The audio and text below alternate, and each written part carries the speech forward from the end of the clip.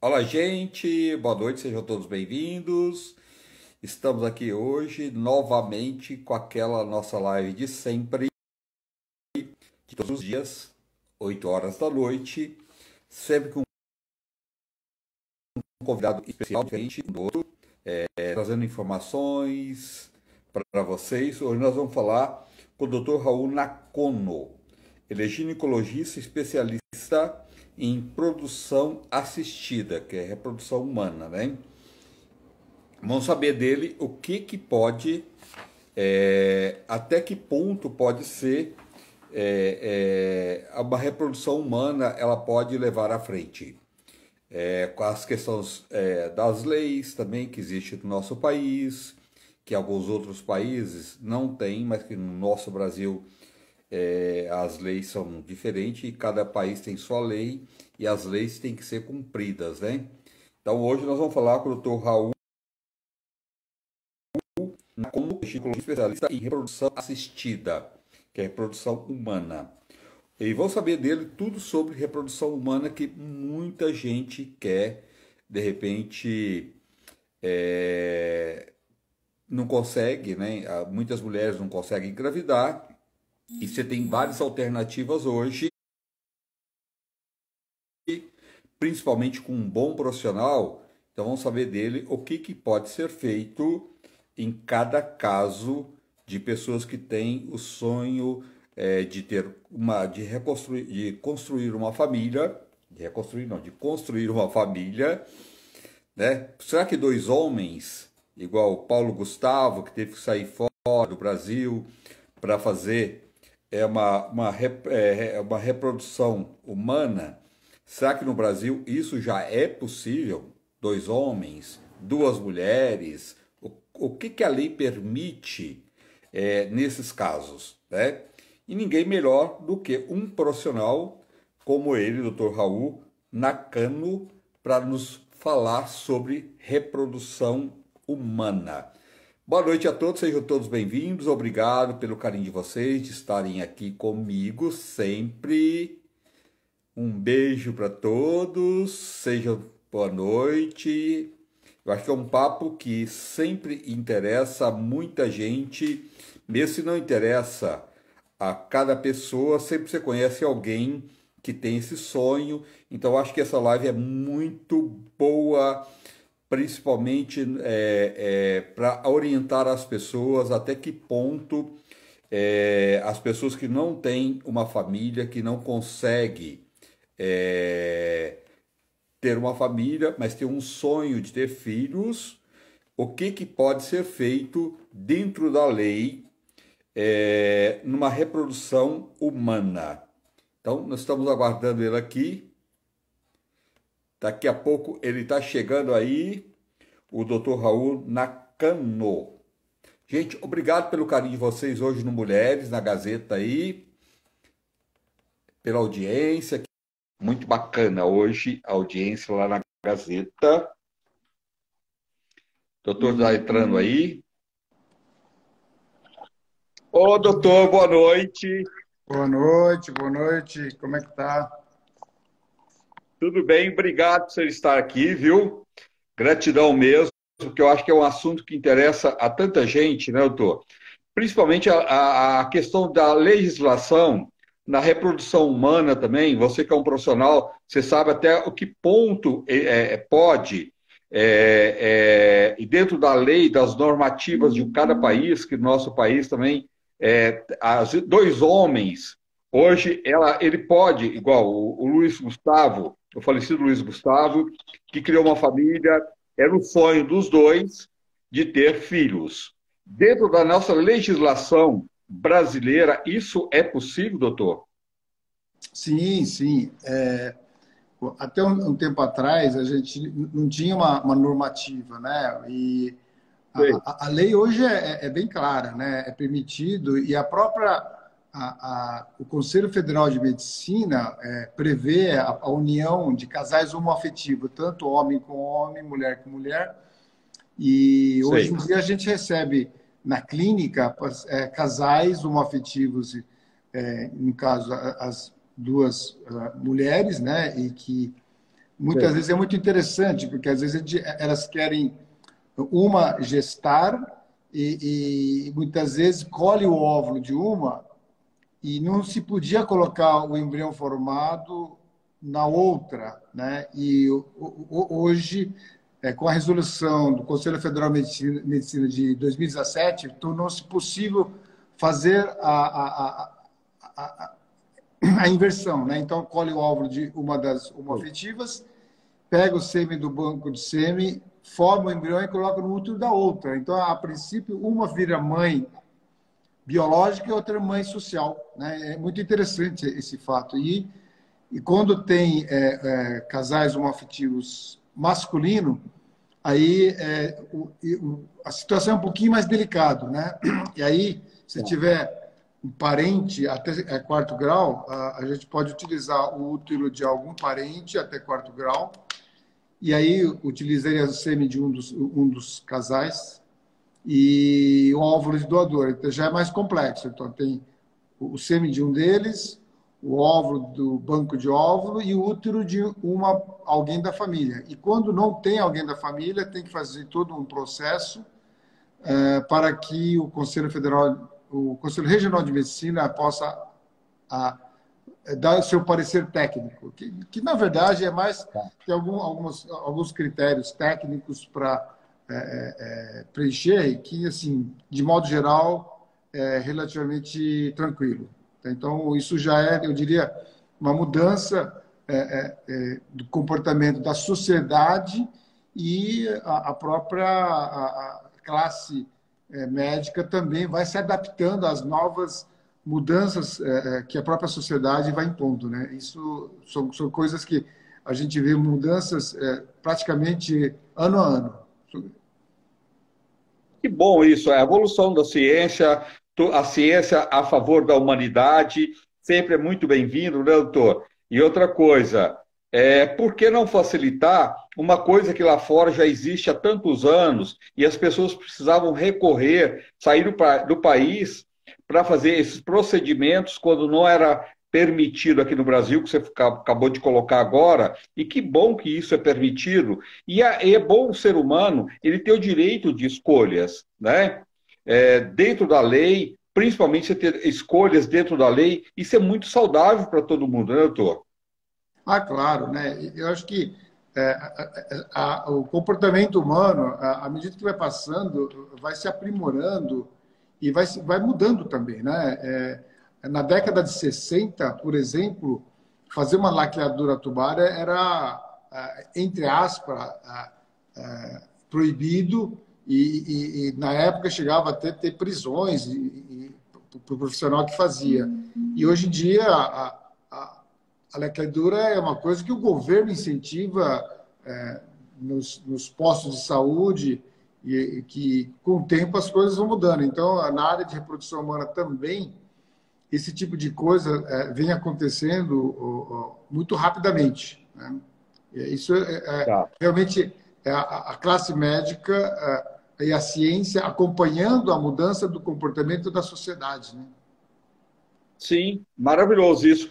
Só para começar, assim, para as pessoas que não sabem, doutor, doutor Raul Nakano, ele é ginecologista especialista em reprodução assistida. Doutor, o que é a reprodução assistida? Só para as pessoas que não sabem saber melhor. Então, vou começar pela área chamada na, na ginecologia e na andrologia, tem um capítulo chamado reprodução humana. Então, são casais que têm alguma dificuldade de conceber, de engravidar. Então, nesse capítulo, entra biólogos, entra urologistas e ginecologistas que tratam de casais para que esse casal possa vir ter filhos. Então, assim, o problema é de ordem mais simples, vamos dizer, tem uma alteração hormonal, tem alguma infecção, alguma inflamação que possa dificultar uma gravidez, a área de reprodução humana é que assiste e dá uma solução para esse casal. Agora, quando o problema é um pouco mais complexo e há necessidade da ajuda do lado médico, resumindo, às vezes eu preciso pegar o óvulo e manipular esse óvulo para que a gravidez aconteça. Ou eu preciso pegar o sêmen e manipular, deixar ele mais forte, mais fértil para colocar dentro do útero da mulher. Ou eu pego ambos e coloco na incubadora, forma um embrião, que é uma vida, e coloco dentro do útero, eu estou manipulando ou o sêmen, ou o óvulo, ou o concepto, e coloco dentro do útero. Então, de qualquer forma, eu estou assistindo, eu estou manipulando, eu estou ajudando, de alguma maneira, esse casal. Então, a reprodução assistida é um subcapítulo dentro da reprodução humana, e que eu manipulo um desses três, o sêmen, o óvulo, ambos, o embrião, para que esse casal consiga ter uma gravidez com sucesso. Então, é isso. A definição da reprodução assistida é quando a gente necessita, a parte médica necessita de manipular, de ajudar para que a gravidez aconteça. Doutor, e quais casos é mais indicado? Existe algum caso, só fazendo duas em uma já, existe algum caso de mulher que ela até tem facilidade para engravidar, mas que o sonho dela, do casal, que procura uma reprodução assistida, porque tem o sonho de ter gêmeos, tá? Nesse caso também é indicado ou não? Bom, primeiro ponto, o útero da mulher foi concebido para poder gestar uma gravidez. Então, o tamanho do útero foi feito para que uma gravidez aconteça. Ou, ocasionalmente, vem dois. E aí, quando isso acontece, se deixar a natureza evoluir, há uma tendência desse útero não conseguir manter até a fase de maturidade embrionária, da maturidade fetal. E é o que acontece. Então, vai nascer prematuramente. Então, assim, o gemelar, a princípio, ele não é uma categoria fisiológica, ele não está dentro do grau da normalidade, ele cai num grau de exceção. Mas, assim, hoje, como a medicina está bastante evoluída, um gemelar ainda consegue se dar o suporte suficiente para que não tenha maiores problemas, alguma sequela. Então, esse é o primeiro ponto. Então, o útero foi feito para caber um.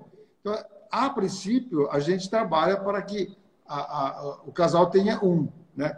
Mas a técnica de reprodução assistida é uma técnica relativamente complexa, não deixa de ser uma técnica dispendiosa e cara, né? Além de ter o desgaste físico, emocional e financeiro, faz com que o casal tenta o máximo de sucesso, tentando minimizar um pouco não só o estresse físico, emocional e financeiro. Então, há uma tendência de querer que coloque dois para otimizar um pouquinho o custo também, né? Então, acaba colocando dois, que melhora a taxa de gravidez do que colocar um. Então, com isso, ficou quase que assim, sacramentado que numa fertilização in vitro coloca-se dois embriões, mas no intuito de que pelo menos um venha a vingar. Mas, em 20% das vezes, acaba vingando dois. Então, de cada 5 grávidas, uma acaba sendo de gêmeos, né? Então, eu comento assim que a gravidez gemelar, na verdade, eu falo que é um acidente de percurso. Eu estava querendo um e acertei dois. É melhor pensar dessa maneira. Tem casais que procuram o nosso serviço para conseguir gemelar. E aí eu sempre conto a mesma história, né? Porque o útero foi feito para conceber, para caber uma criança. Dois já está no limite da tolerância, né? Então, assim, vamos trabalhar com um. Se vier dois, tudo bem, faz parte do processo, né? Mas na Europa, o pessoal já está fazendo a transferência de um único embrião. Então, porque o útero foi feito para caber só um.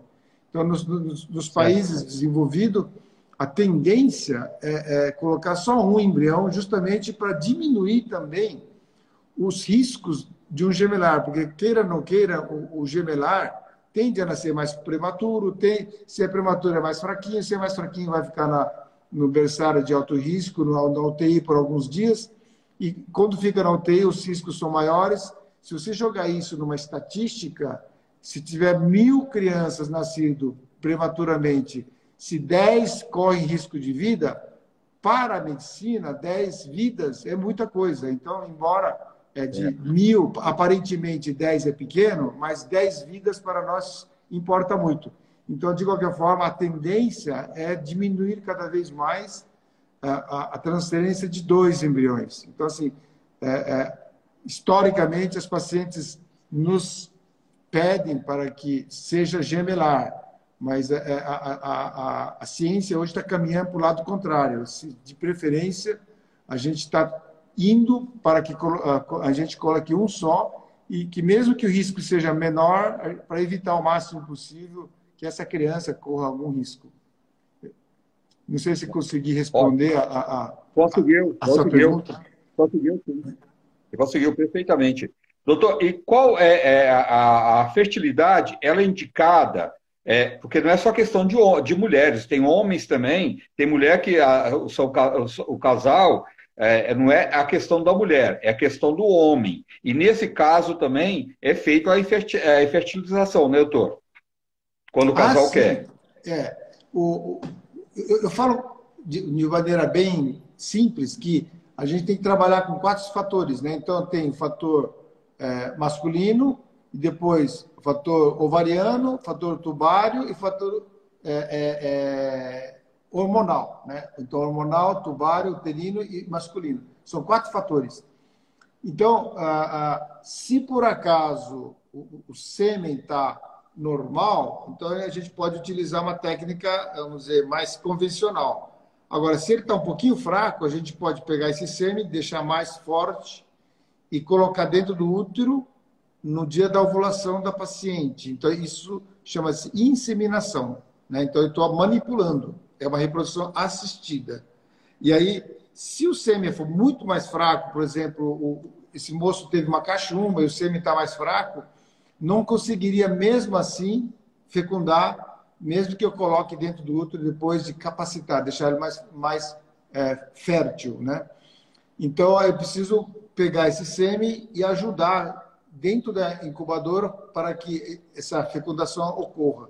Então, aí, a gente pode utilizar a técnica de fertilização, fazendo com que o sêmen e o óvulo se encontrem na incubadora, e aí o embrião formado volta para o útero. Então, a causa foi por um fator masculino, né? A causa mais frequente do fator feminino para fazer a fertilização in vitro é o fator tubário. A mulher tem, por algum motivo, uma inflamação, ou perdeu a trompa, ou teve uma gravidez na trompa. Essa trompa está prejudicada, ou está inflamada, ou ela não tem as 2 trompas. E a possibilidade de engravidar nessas circunstâncias seria pegar também, de novo, o sêmen, o óvulo, não utilizaria a trompa nessa circunstância, e o embrião formado na incubadora, esse é colocado de volta dentro do útero. Então, essas são as 2 indicações clássicas na fertilização in vitro, né, que seria a gente chama de alta complexidade na área de reprodução assistida, né? Então, respondendo a sua pergunta, sim, existe causas masculinas que indicam para que a gente utilize a técnica de reprodução assistida, no caso, a fertilização in vitro, o popular David Proveta, né? Tá. Então, o índice utilizado nas 2 circunstâncias. Tá. O índice masculino, ele é alto? A causa de fator masculino é muito maior do que a gente imagina. Resumindo, a gente, tecnicamente falando, a taxa assim, o fator feminino é mais ou menos 55% a 60%. E o fator masculino é em torno de 40% a 45%. Então, assim, não chega a ser meio a meio, mas é quase que isso. Então, a incidência é muito maior do que os leigos imaginam, né? possivelmente por causa a nossa sociedade vamos dizer, ele cobra muito Machista. do homem, né? É mais machista, então não que ele fosse menos macho, mas Por causa por disso, é motivo de verdade, não tem nada a ver. chacota, fica motivo de piada, então as pessoas às vezes não falam abertamente para não passar por constrangimento, né? Isso a gente percebe no dia a dia. Que bobagem, né, doutor?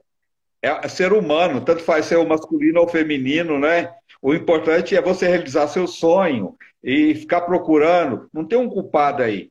Acontece na vida e pode acontecer com qualquer um, né? E Sim, isso e sim. outra coisa. Para que isso? Isso não é tão desnecessário, né? E durante muito tempo se falava só que a mulher não conseguia engravidar e o homem seria colocado de lado, né, doutor? Por muitos anos foi colocado dessa forma, que não é real, né? É verdade. E tanto é que, assim, esse fato é uma coisa que a gente vê no dia a dia e muitas vezes a gente percebe que a própria mulher ela assume que o problema é com ela, para justamente evitar que os seus companheiros passem por esse constrangimento. Geralmente é mais assim, familiares, amigos próximos, que acaba fazendo algumas piadinhas, algumas considerações de mau gosto, e aí constrange muito, né? Então, muitas vezes a gente observa que a mulher acaba, entre aspas, falando, não, o problema é comigo mesmo, eu que não consigo, minha ovulação não é legal, e fica, assume, entre aspas, o problema para ela, né? É interessante. Se bem que, assim, É, há uns 20, 30 anos atrás, quando a gente estava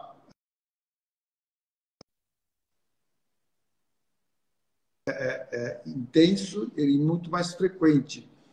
Hoje, eu diria que é menos frequente e eu acredito assim que os homens estão também assumindo a sua parte, né? E eu diria que isso fala de maneira mais clara também. Eu acho que está havendo uma mudança de comportamento. Ele falando que fala, não, realmente eu tenho algumas alterações, eu preciso de fazer algum tratamento, preciso tomar um remédio, principalmente quando ele é vasectomizado, então está mais do que claro, né? Então, acredito que para ele, entre aspas, ele não está doente, ele apenas interrompeu o canal, né? Então, a gente vê bastante pessoas meio que assumindo mesmo, né, o problema. Antigamente era mais difícil essa postura de assumir a causa, né? é Mas se bem que verdade. assim, no dia a dia eu comento o seguinte, que a criança quando nasce vai ser dos dois, não é porque o problema é dela que o filho vai ser mais dela, né? Ou vai ser mais dele. Quando nascer, o filho é dos dois. Então o problema também é dos dois. Então, mesmo É, que um deles não tenha ovulação ou um deles não tenha a sêmen, não importa. Quando nascer essa criança, é dos dois. Então o problema é dos dois. Né? Então eu falo que a infertilidade é sempre conjugal, né? E o problema sim. sempre é dos dois. Por É, mais que um tenha em magnitude maior que o outro, sempre dos dois, porque senão o filho seria mais de um do que de outro, né? é Aí eu acho verdade. que Não é ele assim. quebra um pouquinho essa celeuma aí, né? É interessante. Esse tabu idiota. Esse tabu idiota desnecessário, eu tô. Porque somos todos pessoas, somos todos humanos, né? E não importa aí, né? O importa é você ter um filho, tá? Foi o que você colocou. É dos dois, não importa a forma, e não tem um culpado aí, não existe culpa, né? É Sim, a sim. natureza humana, né? E veio a ciência para ajudar, por que não, né? Correto, correto, é isso mesmo. Ninguém tem culpa. Esse é outro fato que a gente acaba. meio que virando meio terapeuta na hora, porque às vezes eu realmente É. o casal vem com esse estigma, né? Mas para tirar, a gente acaba tendo que ter uma boa conversa para tirar esse estigma aí, né? É verdade. Doutor, quais os tratamentos são realizados hoje? Olha, falando de maneira assim, bem simples também, para nossos espectadores entenderem, eu vou dividir em três tratamentos básicos, né? Então, primeiro, vamos dizer que o casal tenha um problema hormonal ou tem alguma infecçãozinha, então faz a correção da infecção ou da inflamação da alteração hormonal, e aí faz a correção e teoricamente começa a ovular direitinho, as coisas começam a acontecer e acaba engravidando com um coito programado, por exemplo, né? Então é o tratamento mais simples vamos dizer, qualquer ginecologista, urologista poderia fazer, não precisa ser especialista nessa área, né? Então, e eu digo que talvez se você até a grande maioria. Aí depois vem uma segunda categoria em que o sêmen às vezes está um pouquinho alterado e aí não está muito alterado. Talvez até pudesse engravidar, mas talvez vai demorar um pouco, porque está um pouquinho abaixo do normal. Ou o canal do útero da mulher está um pouquinho inflamado, eu falo que está estenosado, quer dizer, a passagem está diminuída ou está com a fibrose, que a passagem está dificultada. Então, essa pessoa também vai ter dificuldade, talvez venha demorar mais tempo do que a média para poder engravidar. Então, esse segundo grupo eu chamo de inseminação. Tu pega o sêmen, prepara, deixa mais enriquecido e já coloca lá dentro, depois dessa estenose, desse local onde tem dificuldade do sêmen passar. Então, isso aí seria a inseminação. E a terceira seria, a gente chama de fertilização, seria um tratamento de alta complexidade, onde precisa de laboratório, precisa se colher o óvulo no ambiente cirúrgico, junta-se o óvulo sêmen no ambiente propício, numa incubadora com temperatura, com osmolaridade, com pH, com todas as condições adequadas para o desenvolvimento do embrião, e aí depois é colocado dentro do útero. Essa técnica chamada fertilização, ela derivou vários outros tipos de subtratamento. Então, nasceu então a punção de epidídimo para homem vasectomizado, nasceu útero de aluguel, que é a palavra errôneo, né? Chama cessão temporária de útero, que você se empresta o útero para alguém que não tem útero, né? Apareceu fertilização por íquise, que seria a micromanipulação dos gametas. A gente pega um espermatozoide e enfia dentro do óvulo, porque às vezes o espermatozoide ele é tão fraquinho que não consegue perfurar a capa do óvulo. Então, é uma outra técnica. Então, nasceram várias outras subdivisões a partir da chamada fertilização in vitro. Então, é uma gama de possibilidades de tratamento que apareceu a partir da fertilização in vitro, né? São derivações onde a gente pode ajudar casais homoafetivos, tanto masculino como feminino, que gostaria de ter um filho, né? Então, são três tratamentos básicos, né? Então, o coito programado, o mais simples, depois vem a inseminação, que eu diria que é intermediário, e o mais complexo seria a fertilização in vitro e suas derivações. Então, resumindo, são essas três vertentes são os principais tratamentos na área da reprodução humana. Se conseguiu, deu para entender Deu para entender. direitinho, porque eu tento simplificar, porque o leigo é mais fácil a gente dividir Sim, didaticamente, porque senão fica muito complexo para entender, né? é verdade. É verdade. Doutor, então, assim, a inseminação assim, Artificial. artificial e a in vitro, qual a diferença de uma com a outra? Então, seria dessas três que eu falei, são as duas últimas. Tá. Então, a inseminação, a própria palavra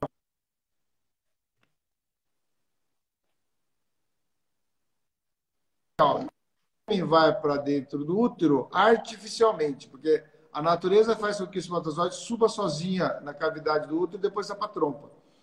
E aí, nessa circunstância, a gente pega o sêmen do homem, prepara e coloca dentro do útero, porque ele está um pouquinho fraquinho. Então, essa é a Tá. inseminação, no dia da ovulação dela. A gente considera como média complexidade. Agora, tem a fertilização in vitro, né? A gente pega o óvulo, dá uma medicação para a paciente produzir vários óvulos, a gente colhe alguns óvulos sob sedação, com uma agulha fina guiada pela ultrassom, pega o sêmen do marido, junta o óvulo o sêmen na incubadora, alguns dias depois forma-se o embrião, esse embrião é colocado de volta no útero. Essa é a tal da fertilização in vitro. In vitro porque foi fertilizado na incubadora. Então, essa é a mais complexa, né? A diferença básica é que, primeiro, na inseminação, não se usa incubadora,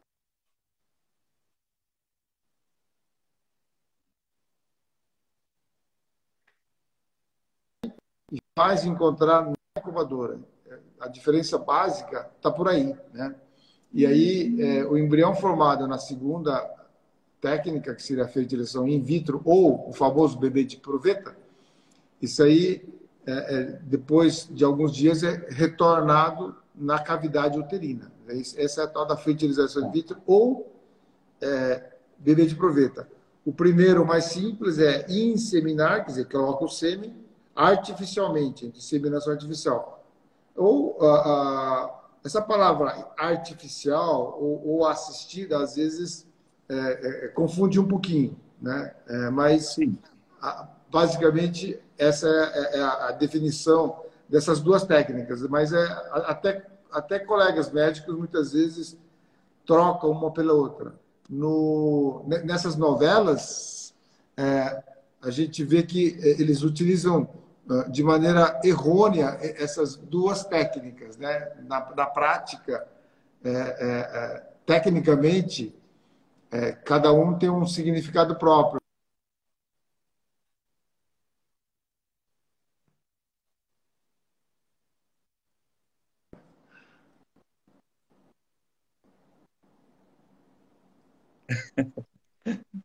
Entendi. Tá Doutor, certo? você quase respondeu lá em cima, mas como uma pessoa perguntou, vamos Sim. repetir novamente. Você colocou lá que a possibilidade de uma mulher engravidar, não importa de uma forma ou se for de outra, a possibilidade dela ter é, mais de um filho é de 20%, né? Ah, Porque uma sim. pessoa perguntou novamente. Você quase respondeu lá em cima, acho que é mais ou menos isso, não é? Na fertilização in vitro, como a gente costuma colocar dois embriões, isso no Brasil, né? Na Europa a tendência é colocar um só, mas no Brasil é costumeiro colocar dois embriões, então por isso a probabilidade numa fertilização in vitro é 20% a chance de ser gêmeos, né?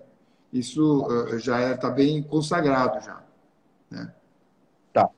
Tem uma menina Doutor, aqui, e qual. A Fabiana Suzuki está comentando aí, agradecendo aí. Obrigado pelos elogios aí. Ô, Fabiana, boa noite a todos, sejam todos bem-vindos. Obrigado, gratidão por vocês estarem aqui. Ô, doutor, e qual é os riscos da produção assistida? Tem algum risco? Olha, Os extremos são sempre preocupantes, né? Então, quando você produz óvulo em excesso ou óvulo a menos, é que nos preocupa um pouquinho. Então, os riscos, quando produz a mais, é meio preocupante. Por quê? Quando você vai fazer a fertilização in vitro, você dá uma medicação para que o ovário produza um número grande de óvulos. E esse número gira em torno de 10, talvez um pouquinho mais, um pouquinho menos, mas é um número adequado para trabalhar. Mas algumas pacientes, principalmente aquelas pacientes que têm um chamado ovário policístico, então essa tem uma tendência a produzir uma quantidade maior do que a média da população, quase que o dobro, talvez.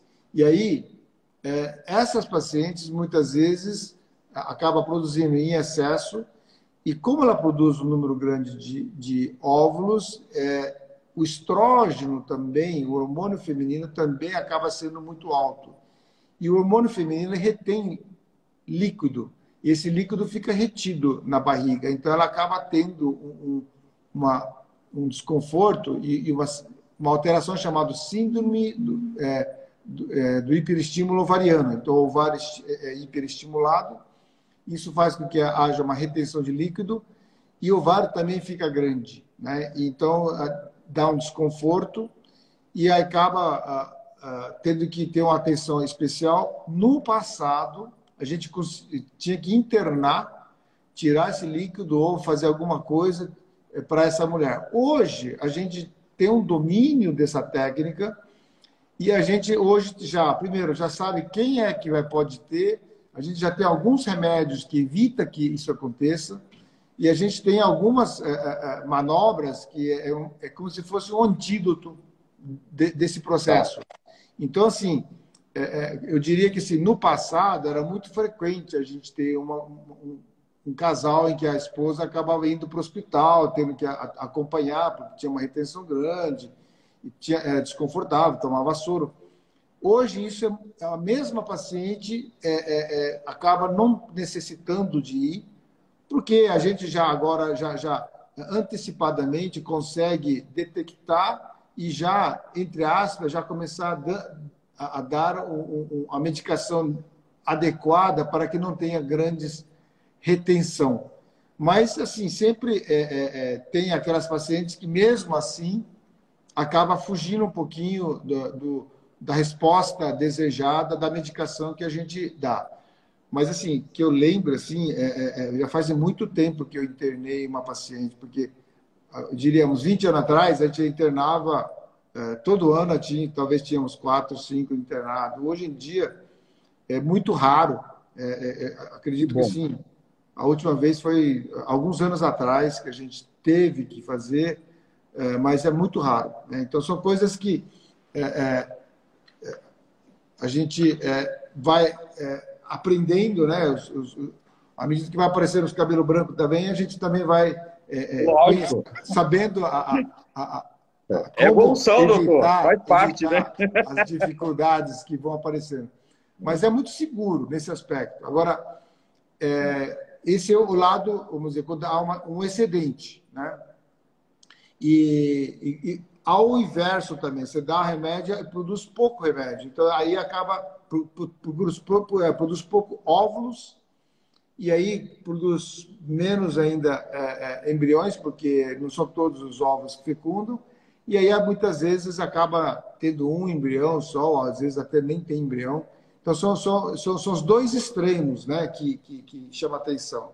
Quando produz menos, talvez a paciente fica chateada, mas assim, o risco maior é menor. Agora, quando produz bastante, a gente tem que tomar mais cuidado, porque é mais delicado a situação. Mas, graças a Deus, hoje em dia, a gente já tem expertise para poder ter esse controle da situação, né? E muitas vezes a gente até suspende a colocação do embrião naquele ciclo, porque existe um tal de hiperestímulo tardio. O que é hiperestímulo tardio? A mulher acaba tendo esse tratamento e se vem a engravidar, quando ela tiver 1 mês e meio, 2 meses de gravidez, o ovário é novamente reestimulado pelo hormônio da gravidez. E aí o ovário cresce de novo, já com a mulher grávida.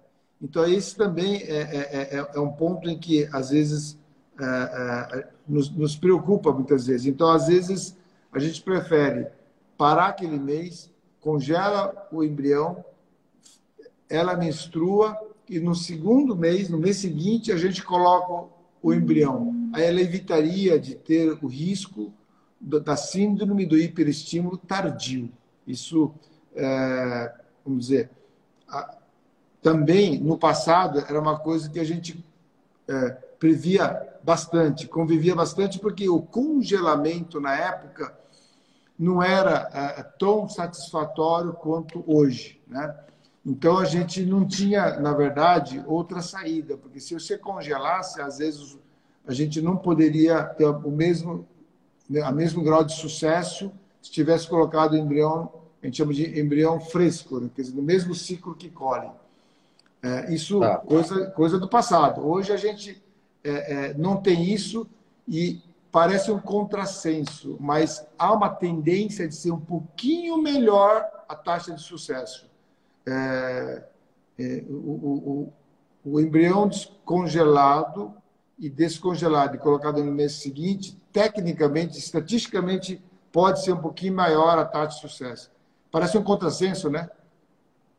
Não, mas é verdade, não, mas bem colocado, dá para entender perfeitamente. Pode ser um contrassenso, mas é uma realidade, não adianta, né? A realidade existe, está aí e ela tem que ser encarada, doutor. Como a ciência evolui, né? Igual você falou, a gente vai, cada tempo você vai aprendendo mais, que faz parte do ser humano, né? E cada vez você vai melhorando mais como profissional, junto com a ciência. Mas existe também algumas limitações, né, doutor? Não é tudo 100% na vida, né? E na infertilização também não poderia ser diferente, né? Assim, falando em taxa de sucesso, né? Realmente, assim, há 30 anos atrás, a taxa de sucesso era em torno de 10%, 15%, depois passou para 20%, depois, na década de 2000 para frente, começou a ultrapassar 30%, 40%, e hoje a gente está falando 50%, 60%, a gente está próximo do limite já. Mas, de qualquer forma, realmente a medicina ela evoluiu tanto que assim a gente está conseguindo uma taxa de sucesso relativamente gratificante. O grande problema hoje são as mulheres chegando muito tarde na clínica, né? Então, a fertilidade ela começa a cair abruptamente a partir dos 35. Com 40, já está, vamos dizer, 1/3 de fertilidade em relação a paciente de 30 anos. Então, essas pacientes acima de 35 está chegando muito tarde para nós.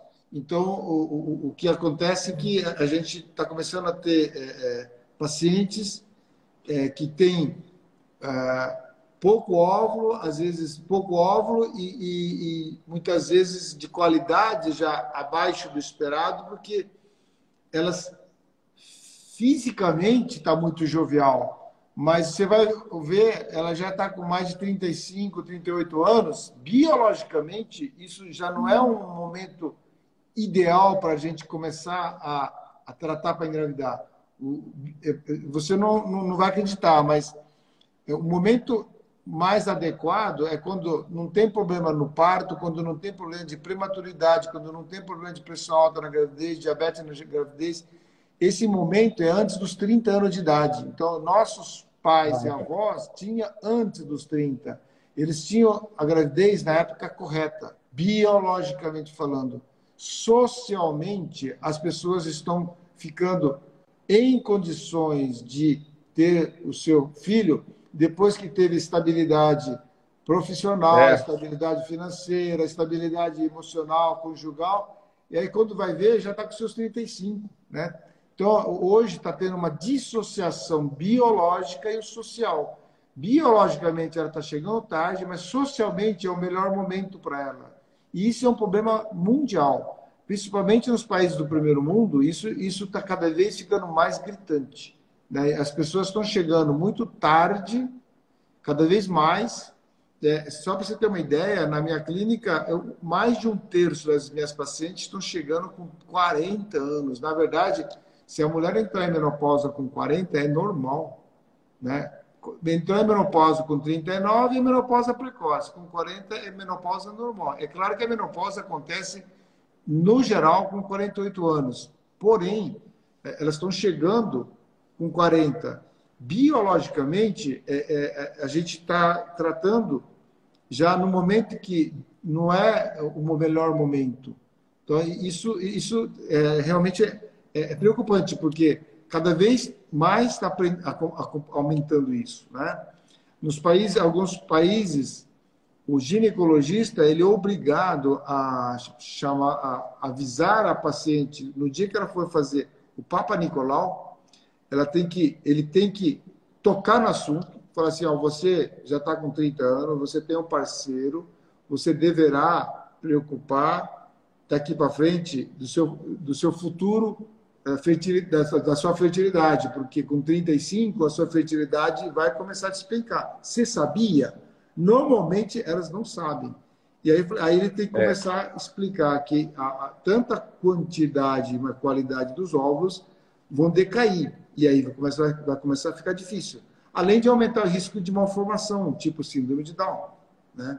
Então, isso tudo, o médico de primeiro mundo, ele meio que é obrigado a tocar nesse assunto, né? E isso são coisas que logo os nossos colegas ginecologistas também possivelmente vai começar a ter que colocar dessa maneira para que as pacientes não deixem para muito tarde. Mais de um terço das minhas pacientes estão chegando muito tarde. E elas, é interessante que a maioria fala assim, pô, mas ninguém me falou, né? Então a gente já tem que começar a preocupar com essas pacientes que têm cerca de 28, 30 anos de idade, que falam assim, olha, daqui 5 anos as coisas vão ficar diferentes. Então, se você já tem um parceiro, vocês conversem, porque depois de 5 anos vai ficar difícil para vocês, né? É interessante. Isso também é um problema de mudança de comportamento, né? As pessoas estão mudando de comportamento e está entrando num ciclo de dificuldade, né? Não é que a mulher mudou, o comportamento mudou. A mulher é a mesma, né? Desde a época da vovó, ainda é a mesma. Só que elas estão tendo filho muito tarde. Então, acaba tendo que de utilizar recurso, quer dizer, esperar a ajuda da medicina para poder ajudar. É claro que a medicina já evoluiu bastante, porém, ele ainda não faz milagres, né?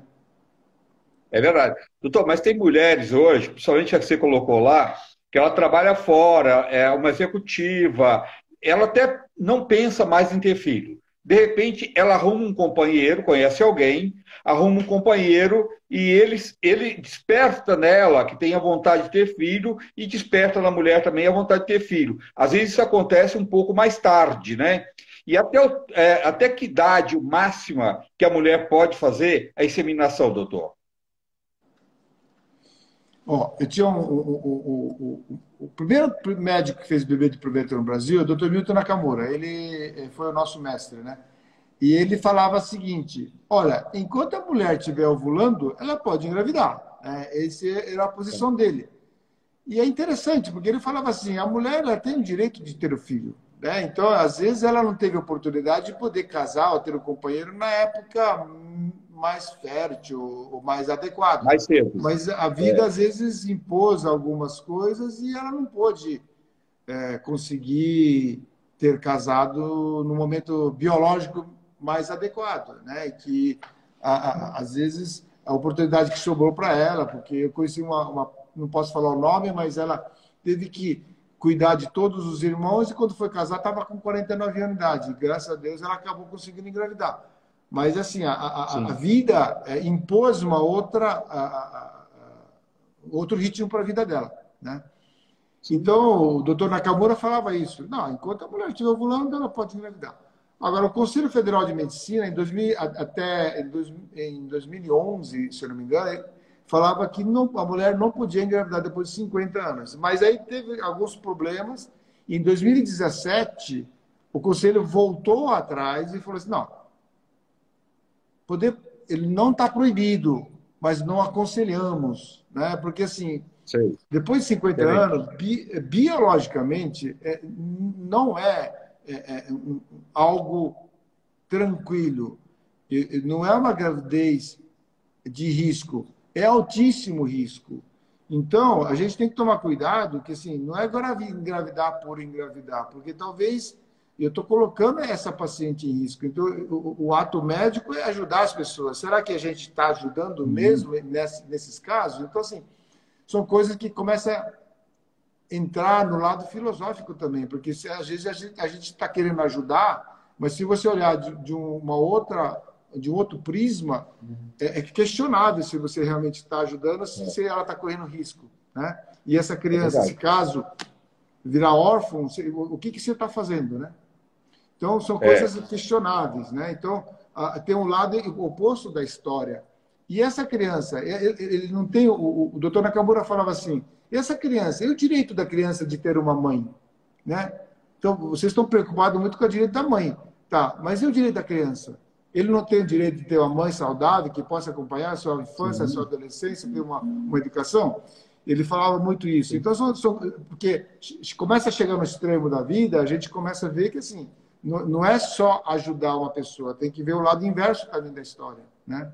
É interessante, começa a ir para o campo vamos dizer, do lado filosófico, né, existencial, né? Mas eu acho que é importante também colocar esse fato, trazer à tona esse fato, porque a gente às vezes a paciente quer engravidar por engravidar e às vezes ela está colocando muitas coisas em risco e está esquecendo o que o doutor Nakamura falava, que tipo assim, é maravilhoso, é verdade.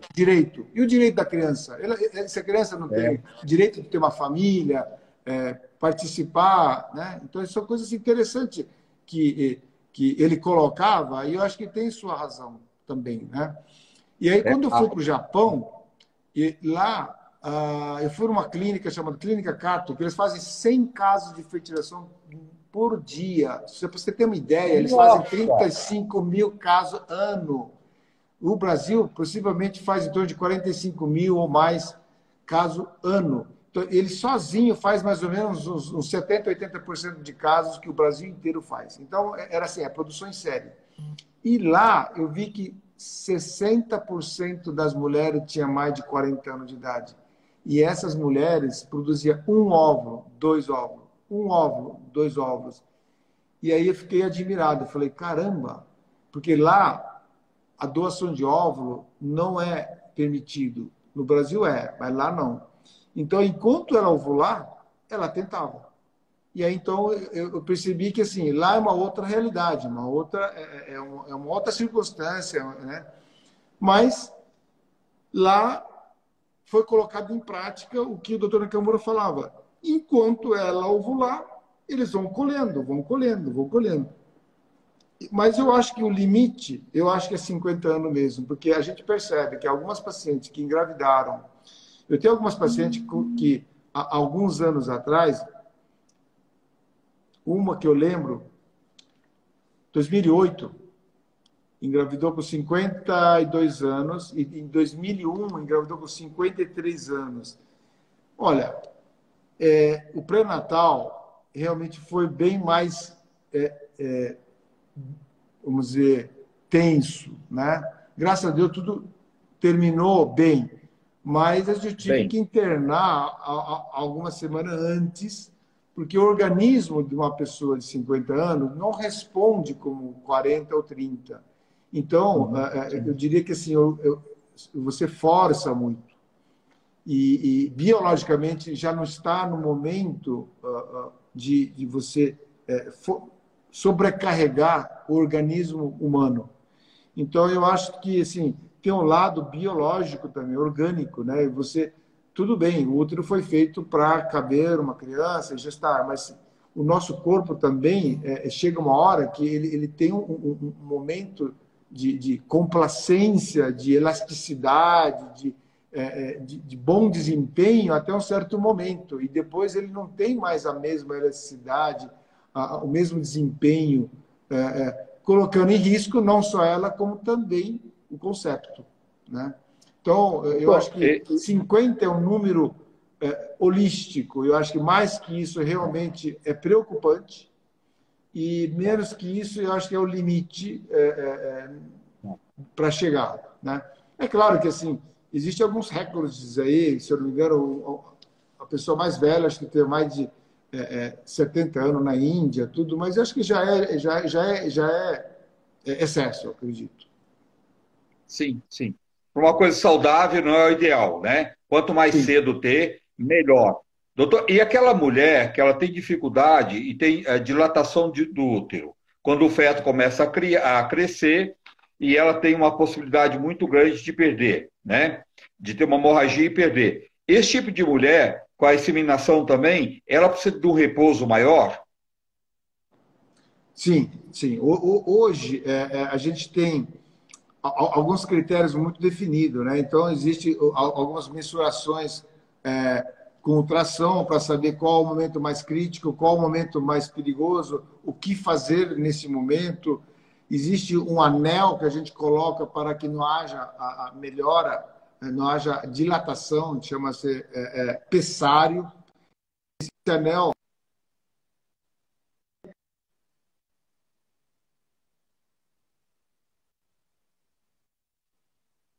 a gente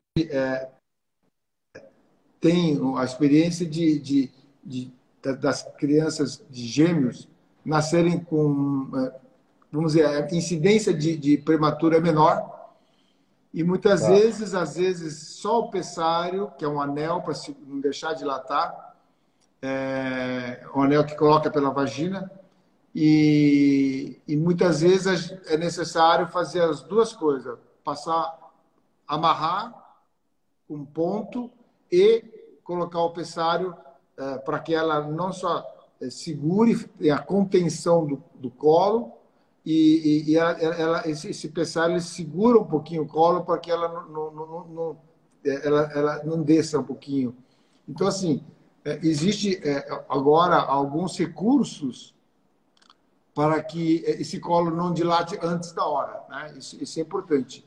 E claro que no final da gravidez a tendência é colocar essa gestante num grau de repouso maior, né? Tá. Eu falo de cátedra porque a minha esposa ficou na primeira gravidez 4 meses e meio de cama e na segunda 8 meses de cama. Então assim eu tenho experiência Experiência em casa, né? pessoal. É bom, né? Quando a gente passa por isso, a gente entende melhor, né, doutor? Então, a É gente verdade. fala com autoridade, né? Então, assim, a gente sabe, É a verdade. gente passou por várias circunstâncias, então, existe, assim, alguns cuidados de inclinação, cuidados domésticos, e quando acontece, a gente dá umas dicas boas, porque como a gente vivenciou, talvez a gente fala É com muito mais verdade. propriedade, né? É verdade.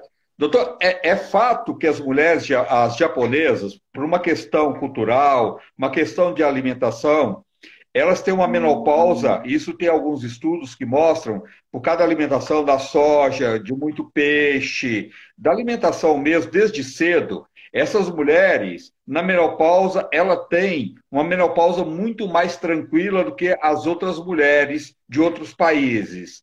E nessa questão também das mulheres japonesas vir engravidar com idade mais avançada, essa alimentação também tem muito a ver, doutor?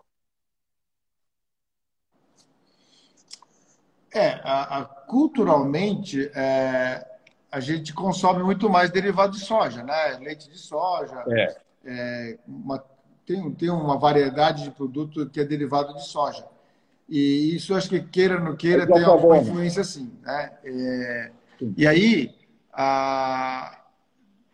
esse é o primeiro fato, a presença da soja. O segundo, talvez tenha um pouquinho também do lado racial também, né? Eu acho que parece que elas, mesmo as Niceis brasileira,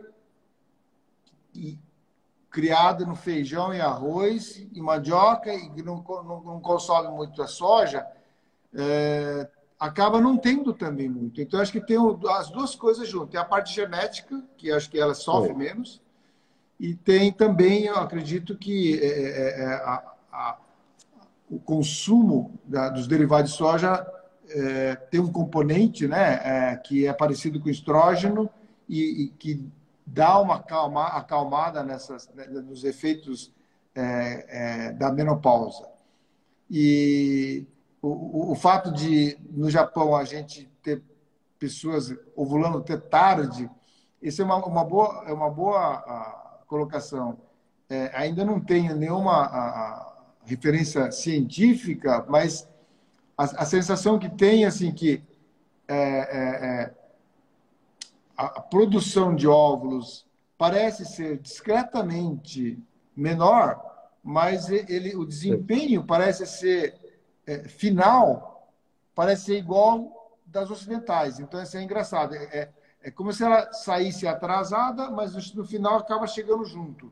Então, há uma compensação, parece, né? Mas isso ainda não vi um dado científico falando sobre isso, mas a sensação básica é que parece que tem sim uma pequena diferençazinha, né?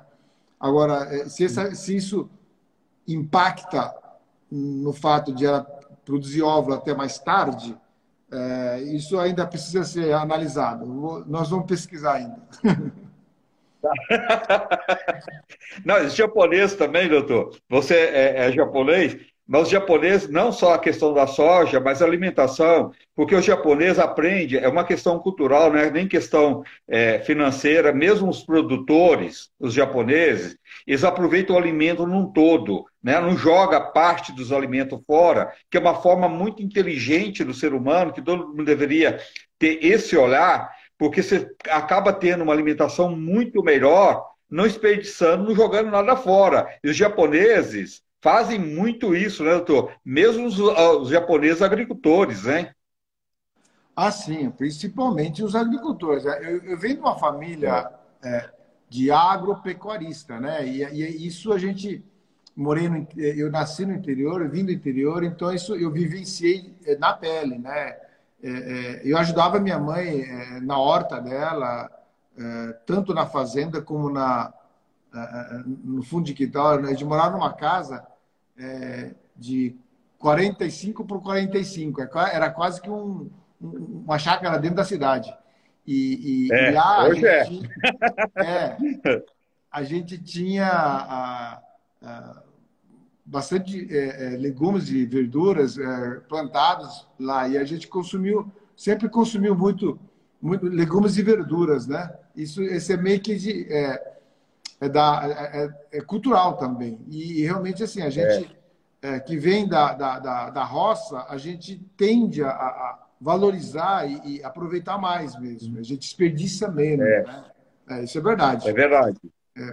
Porque É uma forma inteligente.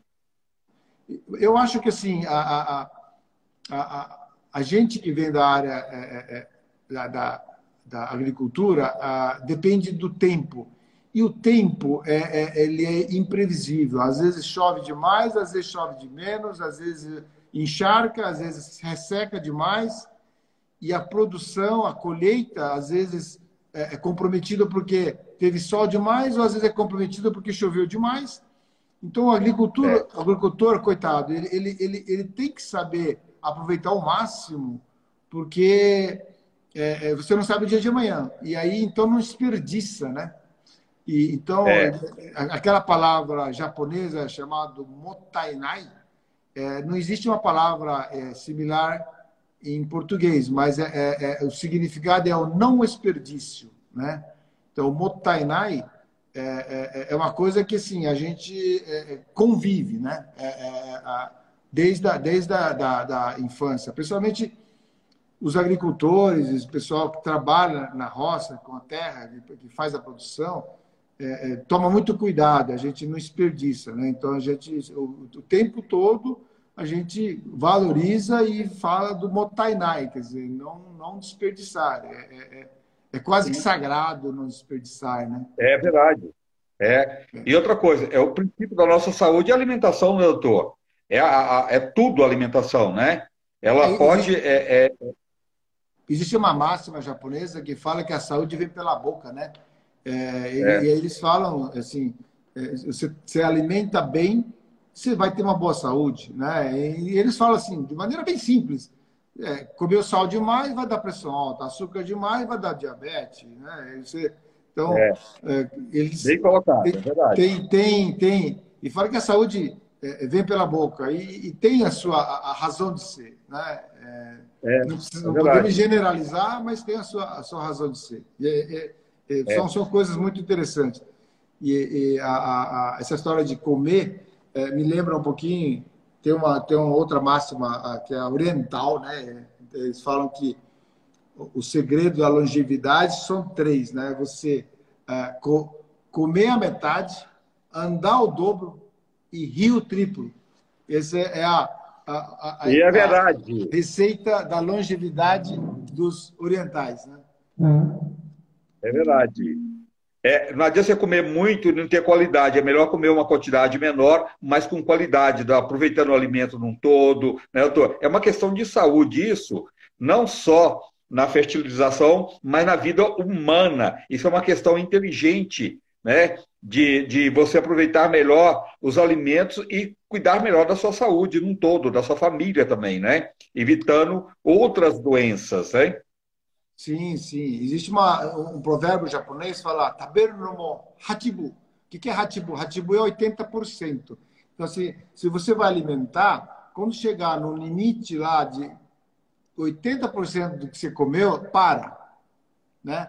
E aí, outro dia, eu estava lendo um artigo científico que falou assim que a nossa saciedade leva meia hora. Então, quando você chega, tá comendo a lasanha lá na casa da sua sogra, aí quando você fala assim, tá bom, acho que cabe mais um pouco, é hora de parar. Se você comer, você vai empanturrar. Então, É, os 80% é bem dito. Que, se você chegou, você sentiu que ainda tem um pedacinho de espaço para comer, é hora de parar, porque dali meia hora a saciedade chega, né? Então, é interessante. é, São as máximas que a gente aprende desde criança, são ensinamentos culturais e que, na prática, você vai estudando e vai vendo que existem relatos científicos pautando essas considerações, vamos dizer, culturais, né? É muito interessante. é, é verdade, é verdade.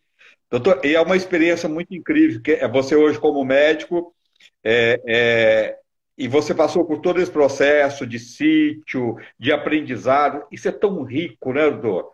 E tão bacana que as pessoas hoje estão voltando muito essa coisa de ter horta, mesmo quem não tem espaço, está procurando até pessoas que moram em apartamentos, criando hortas verticais, né, para ter o seu alimento fresco, e é muito bacana, os seus temperinhos ali, e isso faz uma diferença tão grande na saúde, né, doutor? Ah, sim. É uma tendência boa, né? E a pessoa vai trazendo, ficando próximo da natureza, sem agrotóxicos, sem produto químico, né? E isso, eu acho que, aos pouquinhos, as pessoas estão voltando a ter. E resumindo, a minha esposa também já está fazendo uma hortinha aqui dentro do apartamento, e isso realmente é uma Sei. tendência mesmo, né? E aí, É, cada conhecido que vem aqui, agora para a pandemia não tem mais, mas quando alguns conhecidos ficam sabendo, eles ficam loucos, falando assim, onde que você fez? Eu quero fazer. Então, é uma coisa que vai replicando. É interessante, porque vai.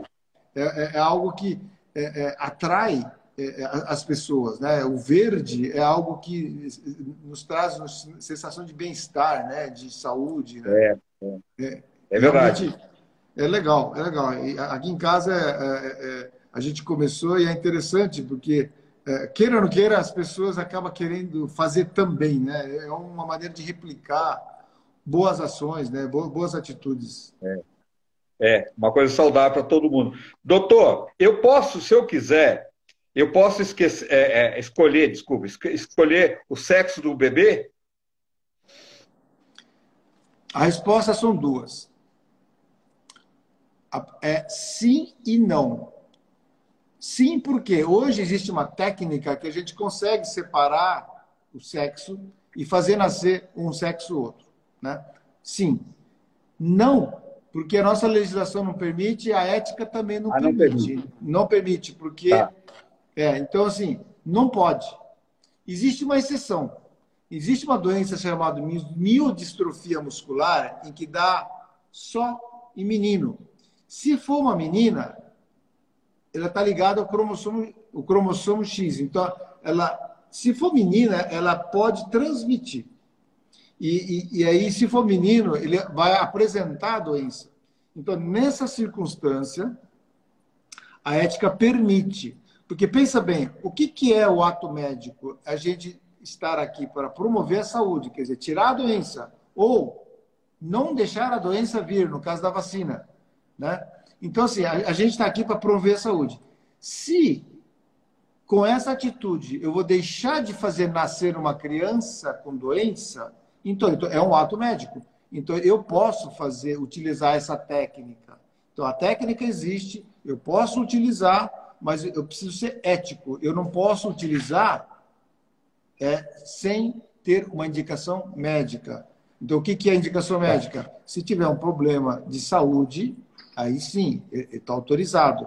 Agora, se não tiver, por exemplo, eu tenho uma filha, agora quero um menino, ou vice-versa, não pode. Isso não é um ato médico, isso é um ato social, né? Então, de qualquer forma, a resposta é sim, porque existe. Não, porque a ética não permite. E a gente não faz. Não é permitido, não. É muito ético, a gente preza muito com a ética, a gente não faz esse tipo de coisa. As pacientes às vezes vêm, pressionam, falam assim, filha, eu estou aqui para fazer medicina, eu não estou aqui para fazer outra coisa, né? Mas realmente, é isso mesmo. A técnica existe. Tá. Mas e outra coisa, quando você despreza, eu acho que assim, é até meio desumano, até, né, doutor? Você escolheu o sexo, não, esse eu quero, esse eu não quero, né? Fica meio estranho também, não fica? Não pode, não pode. A gente, como ser humano, né, a gente às vezes quer fazer umas coisas por vaidade, mas a gente não pode utilizar dessa técnica, né? Por isso que a ética não autoriza.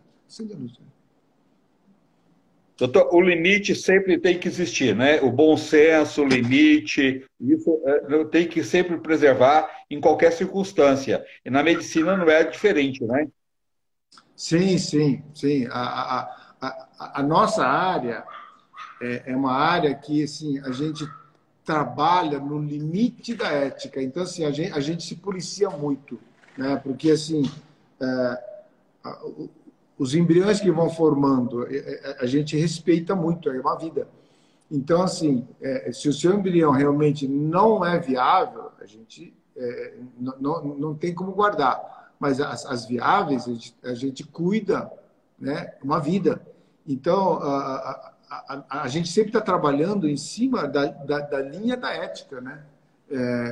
Fazer o congelamento, fazer direitinho. Nós estamos trabalhando com vidas, né? Então, a gente sempre se pautou e se policiou para a gente sempre trabalhar em cima do que é certo, né? Acho que a ética também, com o tempo, ele vai mudando. Por exemplo, pegar o óvulo de uma mulher, pegar o sêmen e colocar no útero da outra mulher homoafetiva, até 2017 era antiético. A partir de 2017, autorizou-se fazer a transposição. Pega o óvulo de uma, pega o sêmen do doador e colocar no útero da outra. Então, até 2017, você estava fazendo coisa que não se deveria. E depois de 2017, passou a ser possível. Então, a gente trabalha no limite, né? No limite. Então, mas sempre a gente procurou trabalhar e a gente continua trabalhando sempre pautando no que é correto, né? Dentro da ética. Isso é muito importante. Nessa área, quem trabalha tem que ter esse dom e essa responsabilidade de fazer as coisas como deve ser feito, né? Não querer inventar. Porque as pessoas, às vezes, passam um pouquinho do limite. A gente não é Deus, né? A gente é É instrumento. verdade. Né? É verdade. É verdade. O homem tem que saber o seu limite, até onde ele pode ir, não querer ultrapassar esse limite que não é bom para ninguém, né, doutor? Então, sempre fazer as coisas com muito limite, né? Sim, sim, com respeito, né? Para a gente está aqui para ajudar as pessoas e não aproveitar da situação. Isso é importante. Isso pautou Doutor, sempre a nosso caminho, né? Isso faz parte do nosso princípio de trabalho, né? sim, estão lidando com vidas, com o ser humano, né? E acima de qualquer coisa, a vida humana tem que ser respeitada, né? Que você colocou, não somos Deus. O Deus é o dono de tudo e nossa vida pertence a Ele. Então temos que fazer sempre o melhor. A ciência está aí para ajudar, né? Mas não para fazer o impossível, né? Então a responsabilidade tem que haver sempre, né, doutor? E o bom senso, né? É verdade, é isso mesmo. Mas, É, graças a Deus, tem essas normativas que vai nos norteando, né? Dando balizamento para que cada vez a gente vai se aprimorando e ajudando mais pessoas, né? sim, sim. Sonhos, né? Porque tem tantos sonhos e é tão bacana quando você realiza esse sonho de uma pessoa de constituir uma família, uma mulher constituir ter o direito de ter um filho, de ser mãe, né? Isso é muito bacana, isso não tem preço. Você falou que é um sistema caro, que a gente sabe que é todo um processo, entra laboratório, entra todo um processo que somando isso se torna caro, né, doutor? Mas hoje também está um preço melhor do que já foi, não está? Se você for comparar com 30 anos atrás, hoje eu diria que a taxa de sucesso possivelmente triplicou e o custo talvez abaixou, eu acredito que para um terço, vamos dizer. Então, assim, antes era uma coisa impraticável, né, para as pessoas. Hoje, eu diria que a classe média pode ter acesso, né? Só as coisas mudaram. Né? Teve uma época que era muito, muito impraticável. Né? E graças a Deus, as coisas foram mudando e estão ficando menos caro. Ainda continua, mas se for comparar com o que a gente passou há 30 anos atrás, hoje é uma beleza, porque há 30 anos atrás a gente mesmo tinha que fazer medicultura, e quando não fazia, tinha que buscar no exterior e trazer do exterior era um maior transtorno, né? E assim, hoje tem facilidade importadora com maior facilidade, tem internet que as coisas acontecem. Antigamente não sei se você lembra, era fax, usava fax Max, é, é verdade. e era uma dificuldade, né? E a gente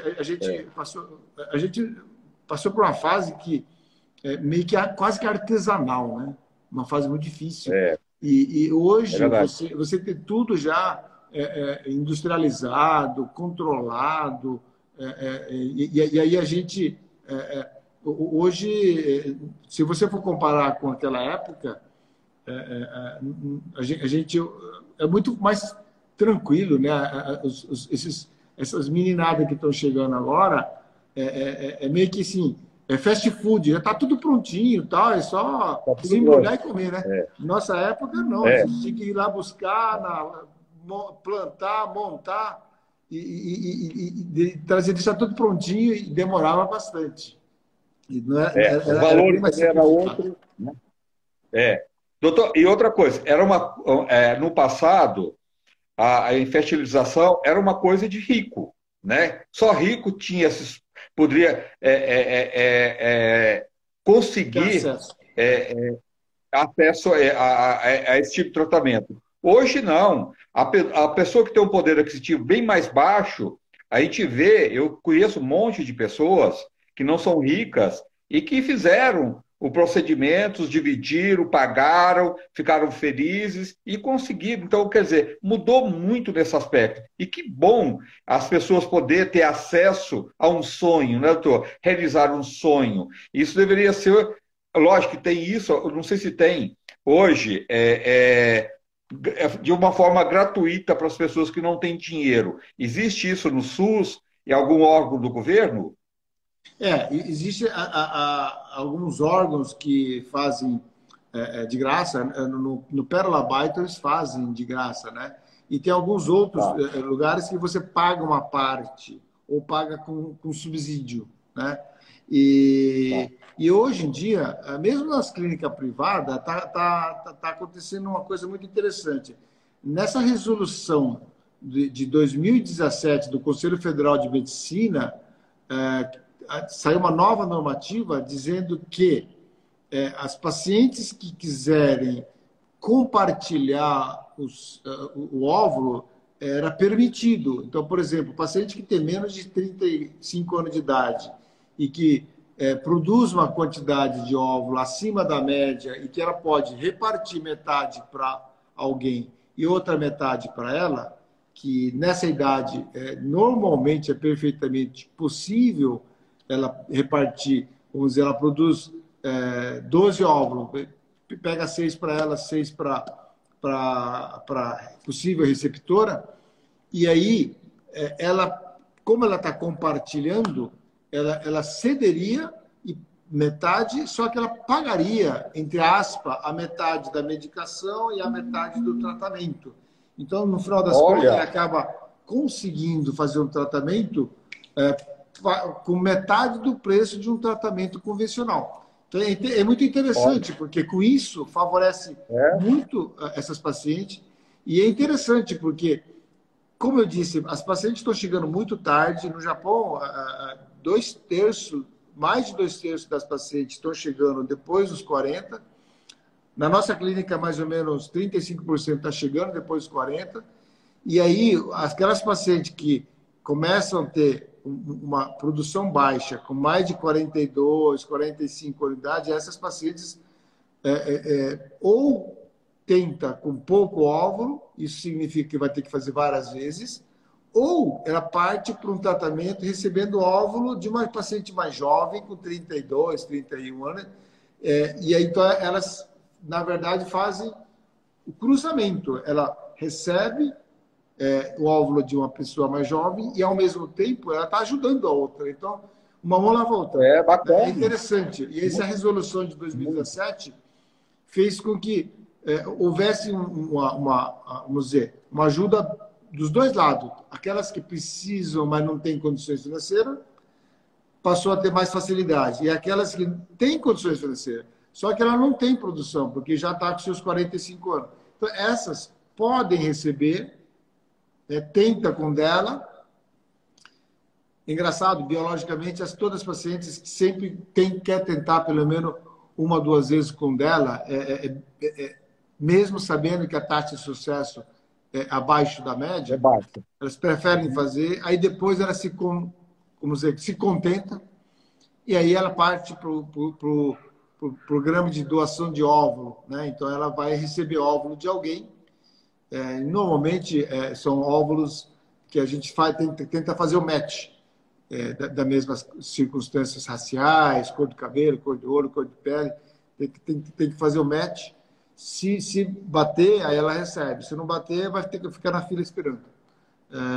Então, essa resolução de 2017 foi muito interessante, foi muito feliz, porque favoreceu essa circunstância de pessoas que têm condições, porque com 45 anos ela geralmente já está está numa situação mais tranquila financeiramente, só que já não tem mais óvulo. Sim. E aquelas pacientes que estão, 32, 33, está começando a vida, tem condições, mas ainda não está sobrando, então alguém ajudando já facilita. E ela, teoricamente, sempre está produzindo mais, o dobro de uma pessoa de mais de 40 anos. Então, no final das contas, foi assim, uma compensação justa e veio, pelo menos, ajudar. Uma mão lava a outra, né? Ambos saíram ganhando. Né? Essa resolução foi muito interessante nesse sentido. Sonhos, né, doutor? Ser sonho de ser mãe, uma colaborando com a outra, isso é tão lindo, né? E a questão religiosa, doutor, nesse aspecto, hoje como é que está? Cada vez mais, assim, as pessoas, eu acho que vai conhecendo o processo, entendendo do processo, né? E assim, é claro que assim, a igreja ela não deixa congelar o embrião, mas deixa congelar o óvulo. Então, ela colhe e deixa o óvulo guardado. E aí eu pego um óvulo, né, a igreja não deixa congelar embrião. Então, eu pego um óvulo, um espermatozoide, e deixo fecundar. Teoricamente, existe uma probabilidade aí desse embrião ir para frente. Às vezes não vai, então eu acabo descongelando mais um óvulo. Né? Então, teoricamente, eu tenho que fazer isso umas 2 vezes. Às vezes, logo de cara, eu consigo. Mas são coisas que dá para ser realizado. Né? Então, a gente procura adaptar as condições que esses pacientes solicitam. Né? E existe uma técnica também chamada GIFT, onde eu pego o sêmen, eu pego o óvulo e eu deixo algumas horas dentro da incubadora e depois eu tento colocar dentro da trompa. Gameta Intra-Fallopian Transfer, GIFT. Gameta Intra-Fallopian Transfer. São as iniciais do GIFT. Sei. A palavra parece presente, mas é nome de uma técnica. E essa técnica a igreja aceita. Então, essa técnica também dá para ser utilizado. Então, as pessoas religiosas, às vezes, nem sabem também que existe isso, né? Mas algumas mais, vamos dizer, curioso, que fez umas pesquisas, eles sabem que esse tipo de circunstância é possível e muitas vezes já vem mais ou menos sabendo que essa técnica seria para eles. É interessante. Então, resumindo, pacientes, principalmente as católicas, né, não pode congelar embrião. Então, a gente não vai de 1 em 1 e, às vezes, a gente utiliza o tal do GIFT, que é uma técnica que a gente coloca o óvulo, o sêmen, já após algumas horas, dentro da trompa. E a taxa de sucesso é relativamente gratificante. Né? Então, são coisas que a igreja, antigamente, era quase que frontalmente contra, mas tem essas brechas, né? Que dá para ajudar aquelas pacientes que são, vamos dizer, são mais devotas e mais religiosas, né? Sim. Respeitando a fé de cada um, eu acho que a ciência também, né, também a ciência está evoluindo e a religião tem que evoluir junto com a ciência, né? Nada contra ter uma fé, você tem sua fé, você falou em Deus várias vezes aí, entendeu? Eu acho que a fé é uma coisa que move a vida, é importante a gente ter fé, né? Mas a ciência também tem que ser, ela evolui dia a dia e ela tem que ser respeitada, né, doutor? Então, assim, eu acho que tem que ter bom senso aí, né? E é muito bom para aquelas pessoas, eu perguntei sobre a questão religiosa, porque tem pessoas que às vezes têm esse sonho, várias mulheres, vários casais, e não, por uma questão religiosa, não é todo mundo, entendeu? Tem muitos católicos que não são muito praticantes, mas que não se apega à religião, são católicos, mas não são praticantes, mas existe aqueles católicos praticantes que se apegam. Então, é muito bom saber que respeitando a fé daquela pessoa, você pode também ir por um outro caminho, né? São alternativas, né? Então, às vezes essas pessoas nem sabem que existe essa alternativa, né? E é legal que assim você me deu essa oportunidade de poder esclarecer as pessoas, que às vezes as pessoas se sente privada e não procura porque não sabe que existe essa brecha, né? Então, são coisas que é interessante trazer à tona e obrigado pela oportunidade de você deixar eu explanar e orientar as pacientes que muitas vezes gostariam de fazer o tratamento, mas a religião às vezes está bloqueando, né? E a gente sabe que a igreja permite o congelamento de óvulo, né? Ele não permite o congelamento de embrião. Então, a gente utiliza desse expediente, respeitando esses princípios básicos, e aí tem essas brechas, essas alternativas que eles autorizam, né? O bispo de Maringá, quando um amigo meu, eu tenho um amigo, ele é muito inteligente e ele desenvolveu a técnica de congelamento de óvulo desenvolvido por ele, de Maringá. E ele a técnica que a igreja precisa, porque vocês estão fazendo realmente o que a gente estava procurando. Congelar embrião, não, mas o óvulo, tudo bem. O óvulo é uma célula. Ele não é um ser vivo, é uma célula viva. Então, assim, se o senhor jogar fora, eu não estou jogando nenhuma vida fora, estou jogando uma célula viva, né? Então, do mesmo jeito que uma mulher ovula, ela perde uma célula viva. Se não fecundar, é uma célula, né? Não aconteceu nada. Então, o bispo falou não, esse é o ponto que a gente gostaria. Vocês Olha, que conseguiram legal. achar um caminho que a igreja permite. Então, vamos guardar o óvulo. E se um dia ela não quiser o óvulo, ela pode doar ou pode descartar. O que não pode é descartar o embrião, né? Então, por isso que a igreja é contra, né? Não pode sobrar embrião, porque há a possibilidade de jogar. Então, por isso que eles são contra. Mas aí, se você for produzindo de um em um, não vai ter sobra, né? Então, é questão de colocar a técnica e depois discutir com o casal qual a pretensão de cada casal, né? É interessante. A ciência caminhando junto com as exigências que a sociedade nos impõe, né? É interessante. Sim. É verdade, é verdade. E muito legal isso. Parabéns para ele, né? Uma técnica e de um brasileiro, que bacana isso, né? Doutor, e procurar um bom profissional sempre, sentar com o profissional, tirar todas as dúvidas, né?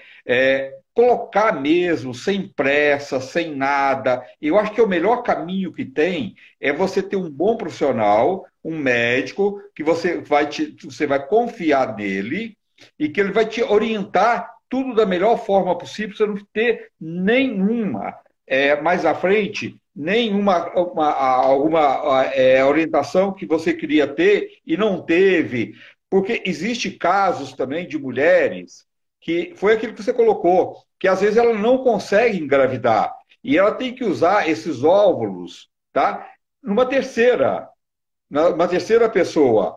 Mas tudo é possível. Então, conversar com o profissional, pegar todas as orientações, o possível e o impossível, né? Eu acho que é o melhor caminho, não é? Sim. A minha consulta sempre foi tentar esclarecer o que ela tem, como a gente pode resolver o problema dela, qual as suas chances que ela tem. E aí, assim, É claro que a gente tem paciente de nível cultural muito alto, médio, menos, mas assim, eu procuro fazer com que todas elas, desde o mais alto até o de mais baixa, vamos dizer, instrução, possa entender o que ela tem, como podemos corrigir o problema e qual o caminho, né? Qual a técnica, o tratamento que seria ideal para ela. Muitas vezes, ela tem dois caminhos. Eu falo muitas vezes brincando que eu posso ir para Nossa Senhora da Aparecida de bicicleta, de ônibus ou de carro. Qual que é o melhor? Não sei. Se eu tenho que pagar a promessa, eu tenho que ir a pé mesmo, né? Ou de Sim, bicicleta se eu for esportista. Agora, eu sim, tenho pressa, eu vou de carro, né? Agora, sim. então, assim, qual que é o melhor? Depende, né? Depende. Então, assim, às vezes eu coloco aqui, assim, o tratamento, o problema dela é esse. Nós temos que chegar aqui. A gente pode ir direto, ou pode ser que a gente tenha que dar uma volta. Muitas vezes é mais demorado, mas acaba chegando. Ou às vezes é melhor ir pegar a rota mais rápida também. Muitas vezes a rota mais rápida também é mais custoso. Então, é questão de a gente discutir, né? Então, é verdade que assim, a gente procura deixar o casal bem consciente, né, o que ela está fazendo. E isso dá um pouquinho mais de trabalho, mas acho que é legal porque ela está mais consciente do que ela tem e para onde ela está indo, né? Isso é verdade. É, A gente toma muito esse cuidado. tá. E cada caso é um caso, né, doutor? Não é? Cada pessoa, cada casal, ou cada mulher, ou cada homem, cada caso é um caso, né? Então, Correto. cada caso tem que ser estudado pelo profissional, né? Sim, sim. Eu tinha um mestre que falava assim que cada tratamento nunca é igual a outra. Você sempre tem sua particularidade, né? Então é verdade. É, É importante a gente pensar em particularizar, né? Cada caso, né? Cada caso tem sua característica, né? é verdade. Doutor, como é que as pessoas te acham? Não sei. Aí tem que perguntar para eles. Não, não. Não, você que vai falar. Telefone, endereço, tudo.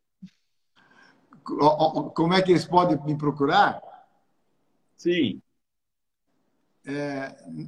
O certo era você falar para mim, falar por mim.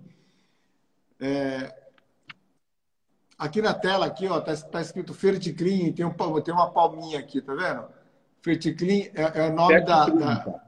é o nome da clínica e o pessoal, se o pessoal quiser procurar o nosso serviço, pode ir pela internet, www.ferticlean.com.br ou no telefone aqui. Se eu escrever aqui, será que vai? Pode escrever, doutor. Quer falar? Escreve falando. 11 5581 20 45. Esse aqui é o telefone.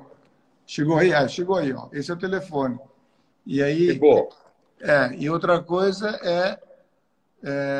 pode ir pelo site também, né? Tá. Ferticlin é o nome, .com. A clínica fica onde, doutor? Em São Paulo, que local? Fica perto do aeroporto, se chama Planalto Paulista, né? Ah, No bairro é do fácil lado. de lá. Tá. Então, o lugar é muito bom, é numa avenida, né? Aqui. Tá aí, ó. Alguém escreveu aqui também, ferticlean.com.br. Tem o telefone, e aí fico muito lisonjado se for fazer uma visita lá e tomar um café com a gente. Olha, eu vou assim, doutor. E as consultas online, como é que está? Olha, logo começou a pandemia, a gente já no primeiro mês, a gente já começou a trabalhar e começamos nos aprimorar. E graças a Deus, a gente, em plena pandemia, a gente conseguiu fazer várias consultas e à medida que foi voltando a atividade, as duas coisas foram andando em paralelo. Então, assim, principalmente as pacientes de fora, essa semana atendi uma paciente do Japão, atendi duas pacientes dos Estados Unidos, né? E fora do Brasil, uma de Porto Alegre e do interior paulista. Então, assim, é interessante, porque a distância ficou muito curta, né? Então, sempre alguém... Esse pessoal do exterior, geralmente, é porque tem um dos casais tem a família aqui. E aí vai passar um período, normalmente a mulher vem mais cedo, o marido vem junto, guarda o sêmen, ele vai embora e a esposa fica terminando o tratamento, encerra o tratamento e depois vai embora. É interessante, esse tipo de procedimento está muito frequente. A gente tem paciente recentemente de Manaus, do Pará, é interessante. Outro dia a gente estava conversando, apareceram várias pacientes da mesma região do Pará.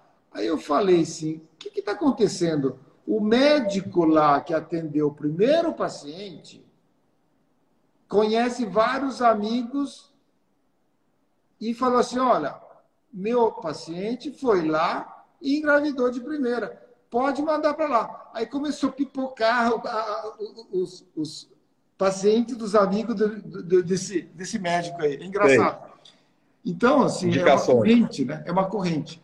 A gente tem tido, principalmente paciente de longe, né? Acho que a distância ficou muito curta, né? Bacana isso. E aí ficou... A gente tá com um sistema legal e o pessoal está gostando. É claro que ainda tem algumas pequenas ajustes, mas da maneira geral, o pessoal está gostando. E a gente também está gostando porque evita essas idas e vindas que é dispendioso para a paciente, né? Perde tempo, né? Então, a gente resume o tratamento, pede os exames necessários, e aí, muitas vezes, quando já vem nesse sistema, vem o casal, muitas vezes ela fica e o marido vai embora, porque ele já deixa congelado o sêmen e vai embora. Aí, quando ela estiver ovulando, usa o sêmen e depois ela vai embora sozinha. Muitas vezes acontece de ele já vir na frente, colhe, ela vem com a mãe ou com a irmã e fica um período aí em torno de uma semana a 10 dias. No começo, elas ficam um pouquinho mais, porque a gente quer conhecer como é que é o organismo dela, como é que responde, para dar a medicação adequada. Ela fica um pouquinho mais de tempo na primeira visita. Se engravidou, perfeito. Se caso não engravidar, tiver uma segunda oportunidade, ela já vem já no meio do caminho. Aí é mais fácil para ela, porque a gente já conhece, já tratou, e os exames também, geralmente, ainda está valendo, então não tem tantos exames. E aí a gente também já sabe como o organismo responde com aquela dose de remédio. Então é mais tranquilo, a gente tem mais segurança em dar o remédio à distância